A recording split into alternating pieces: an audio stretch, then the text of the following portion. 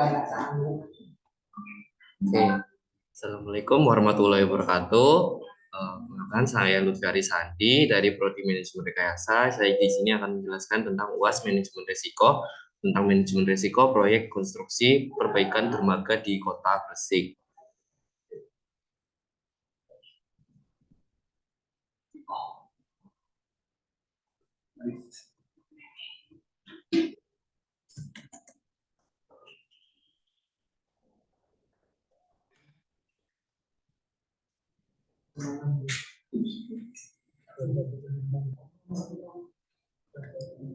Oke, untuk tabel of content-nya ada lokasi proyek, durasi proyek, klasifikasi risiko, analisa risiko, perlakuan risiko, dan evaluasi risiko.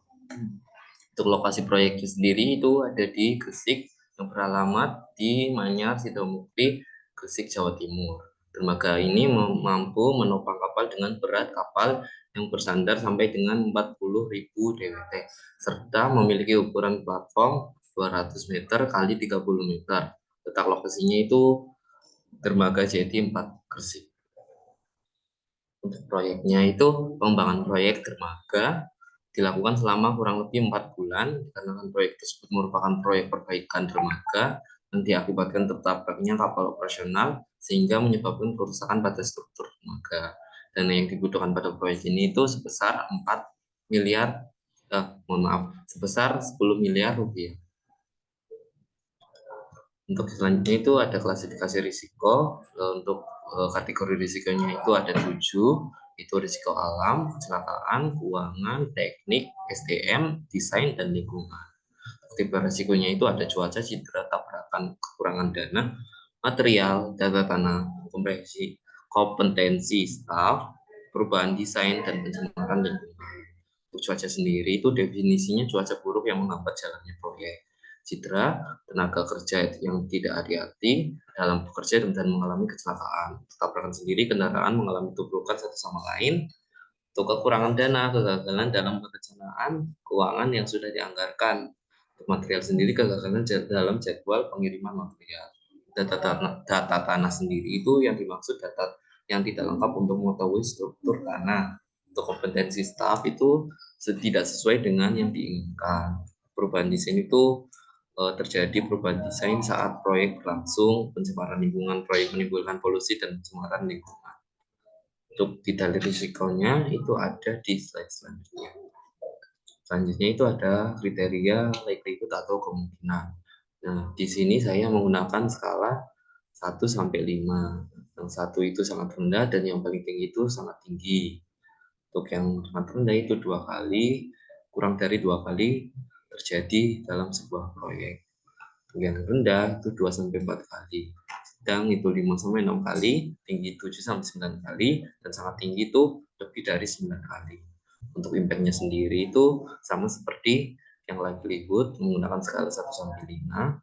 Untuk yang 1 itu kurang dari 10 juta, 2 itu 10 sampai 50 juta, 3 itu 50 sampai 100 juta, yang tinggi itu 100 sampai 200 juta, dan yang paling tinggi itu 200 juta lebih. Untuk analisa risikonya itu ada 9 dengan kode-kode yang telah saya buat, itu ada 1 plus 1 dan sebagainya. Untuk objektif itu tujuan dari sebuah proyek. Nah, untuk tujuan dari tiap risikonya itu berbeda-beda. Yang pertama itu ada proyek berjalan lancar tanpa hambatan dengan risikonya hujan lebat serta angin kencang dan disebabkan oleh musim hujan dan cuaca ekstrim. Sumber risikonya ini eksternal, area dampaknya ketiga. Kenapa ketiga? Karena dampak ketiga itu yang paling besar di antara dampak yang lain. Dengan timbulnya korban cedera hingga kematian dengan kerugian 75 juta dan departemen yang bersinggungan itu departemen bagian teknik. Untuk likelihood dan untuk level of risk-nya itu 12, likelihood-nya 4 itu karena cuaca itu tidak bisa kita kendalikan. Untuk impact-nya itu besar 3. Untuk yang kedua itu tidak ada Untuk yang kedua itu tujuannya tidak ada kerja cedera hingga akhir proyek. Untuk risk eventnya itu tenaga kerja mengalami cedera. Untuk risk cost-nya pekerja tidak memakai APD internal dari proyek itu sendiri dan dampaknya itu sama seperti yang pertama. Untuk level of risk-nya itu 3 di zona hijau. Nah, untuk yang pertama tadi di zona oranye. Untuk selanjutnya itu tujuannya itu tidak terjadi kecelakaan dan risk event itu terjadi tabrakan dengan kapal lain. Untuk risk cost-nya itu kesalahan pemakaian jalur kapal dan sumber risikonya itu dari internal itu sendiri. Dampaknya itu kerusakan kapal di K3 karena keselamatan. Nah, untuk kerugiannya itu 150 juta rupiah. Nah, untuk risk owner-nya itu Departemen K3. Nah, level of risk-nya itu ada di zona kuning, nilai 8.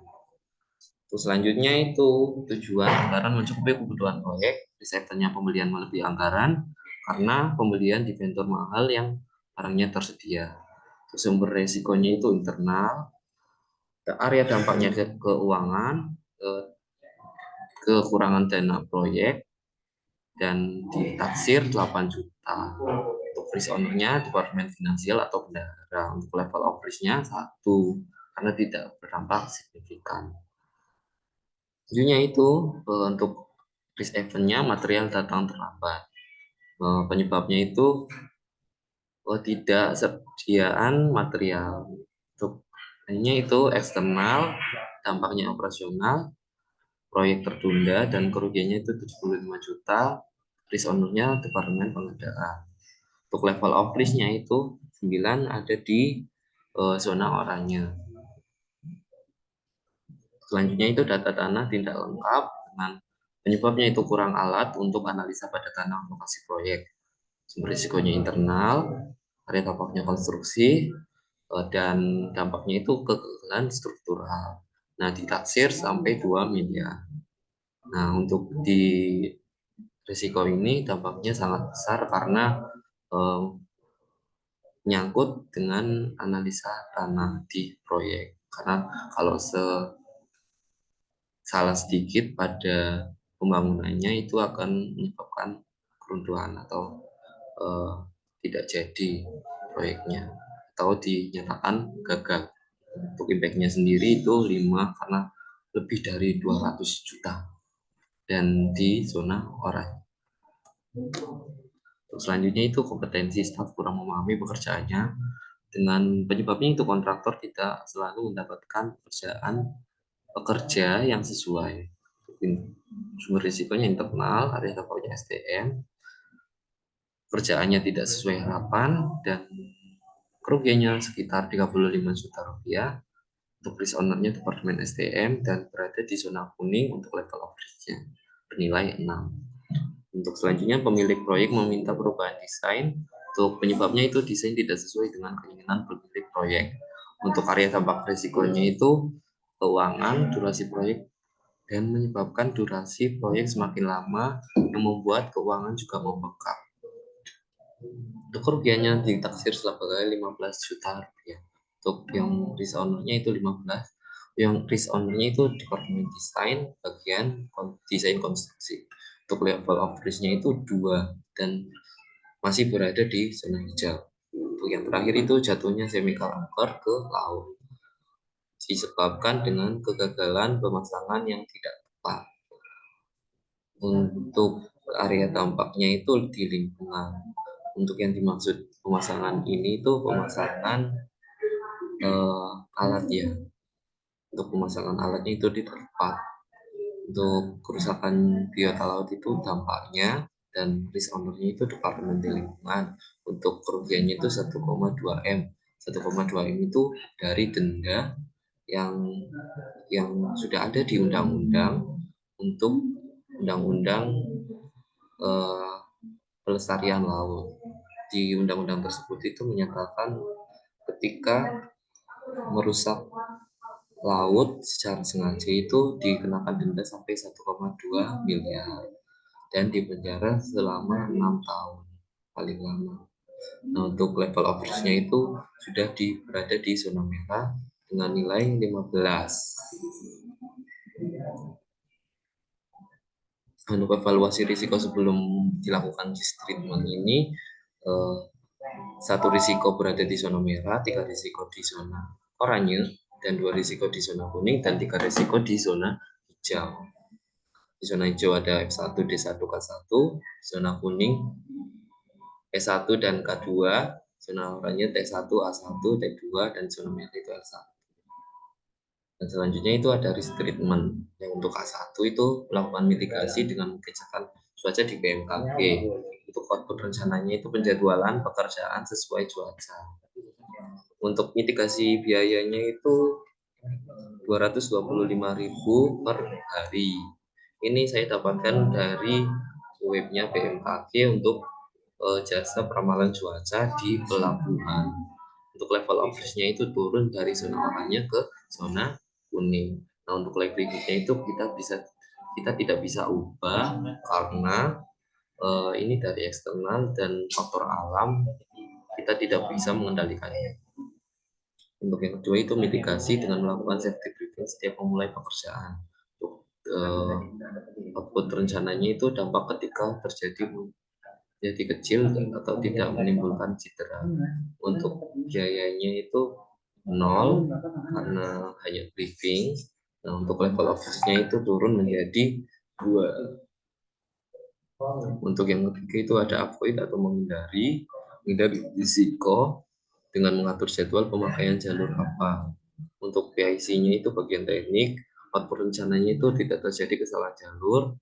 Nah, untuk biayanya itu 10 juta rupiah, dan untuk level of risk akhirnya itu nilai 4. Selanjutnya itu risiko pembelian melebihi anggaran itu dapat diterima risikonya karena itu sudah rendah level of risk-nya, jadi kita tidak bisa menurunkan lagi. Selanjutnya itu mitigasi mengambil material dari vendor lain yang dekat lokasi proyek. Untuk outputnya itu proyek tetap berjalan dan tidak membuang waktu. Karena kalau menunggu material yang datang terlambat itu proyeknya juga akan molor. Untuk biayanya itu 25 juta rupiah. Untuk level of risk-nya itu berkurang menjadi ke zona hijau. Nilai 4. Nah, untuk yang selanjutnya itu risikonya itu ditransfer dengan penyelidikan tanah yang dilakukan oleh kontraktor tanah yang ahli dalam bidangnya. Untuk PIC-nya itu bagian konstruksi, dan outputnya itu dampak risiko ditransfer ke kontraktor tanah. Misalkan terjadi sesuatu, maka kontraktor tanah ini yang akan bertanggung jawab berdasarkan analisanya. Untuk biayanya itu sekitar 15 juta rupiah. Untuk level of risk-nya ini masih di zona kuning dengan nilainya 6. Selanjutnya itu risk treatment dengan mitigasi dengan melakukan pelatihan untuk para pekerja dan menempatkan sesuai dengan kemampuan. Untuk outputnya itu staf menjadi ahli pada pekerjaannya, dan PIC-nya itu bagian SDM, dan untuk biaya mitigasi risikonya itu 3 juta untuk pelatihan setiap orangnya. Untuk level of risk-nya itu turun ke nilai 3 di zona hijau. Untuk selanjutnya itu pemilik proyek meminta perubahan desain, dan risiko ini dapat diterima karena nilai risikonya sudah kecil. Level of risk-nya udah kecil. Dan yang terakhir ini jatuhnya chemical angkor ke laut ini kita melakukan risk treatment dengan avoid dengan menggunakan pelampung untuk menampung ketika ada material jatuh, PIC-nya bagian lingkungan, dan outputnya itu tidak ada chemical angkor yang jatuh ke laut lagi. Untuk mitigasi biaya risikonya itu 5 juta untuk pengadaan pelampungnya dan pemasangan. Untuk level of risk-nya itu dari merah itu turun menjadi kuning. Nah, untuk impact akhirnya itu masih besar karena jika terjadi risiko ini itu akan berdampak sangat besar dan menimbulkan kerugian yang sangat besar juga. Nah, untuk biaya-biaya yang saya paparkan tadi itu merupakan biaya asumsi saya. Nah, setelah dilakukan risk treatment, evaluasi risikonya itu sudah menurun. Yang tadinya ada di zona merah dan zona oranye itu turun ke zona kuning dan zona hijau. Di sini dapat kita lihat, dan di zona hijau itu sudah ada 6 risiko dan nilai sangat rendah. Dan untuk zona kuning itu ada 3 risiko. Nah, untuk di zona hijau itu ada F1, K1, D1, T1, S1, K2. Dan di zona kuning itu ada T2, A1, dan L1. Nah, untuk artinya ini risk treatment-nya sudah berhasil karena sudah diturunkan untuk likelihood-nya dan impact-nya dari risiko yang ada di proyek konstruksi. Nah, untuk daftar pustakanya seperti ini, saya ambil dari jurnal. Terima kasih. Kurang lebihnya mohon maaf. Mohon maaf kalau banyak kurangnya. Saya Lutfi Arisandi, mohon pamit. Wassalamualaikum warahmatullahi wabarakatuh.